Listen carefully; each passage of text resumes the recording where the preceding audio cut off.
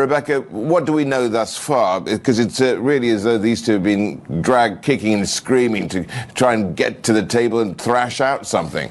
As you say, and it has been a long-standing discussion here. The US for months now has been trying to sort of invoke support from Japan and the Netherlands to support the US restrictions on chip and chip exports. And it's absolutely critical for the US to engage a multilateral response here. They need the Netherlands and Japan both to buy in.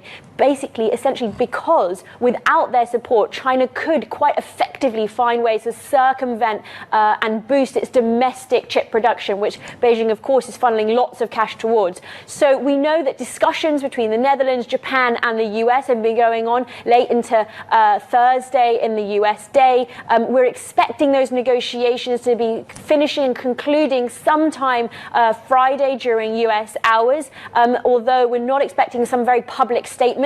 We do have some details as well on what these type of restrictions might involve. So on the Netherlands part, it looks like this could involve widening restrictions on ASML, particularly to restrict their so-called deep ultraviolet lithography. So this is the equipment that is absolutely critical for when it comes to China creating and making its own advanced chips. And Japan also expected to enforce similar sort of restrictions on Nikon too.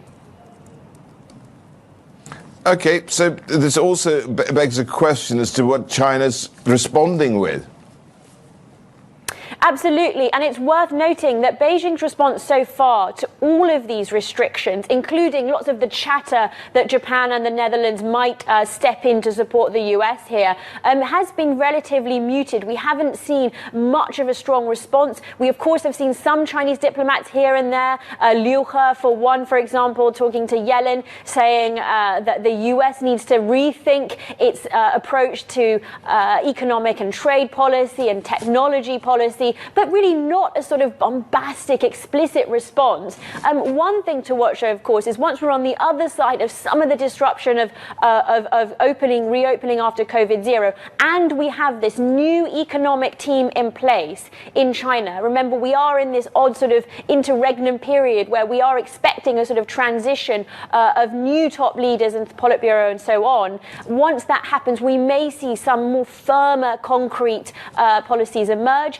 The other thing to watch, of course, is we do have some very high-profile visitors and diplomats from the US to China coming up too. Antony Blinken expected to come very shortly, and Yellen, of course, also now planning to come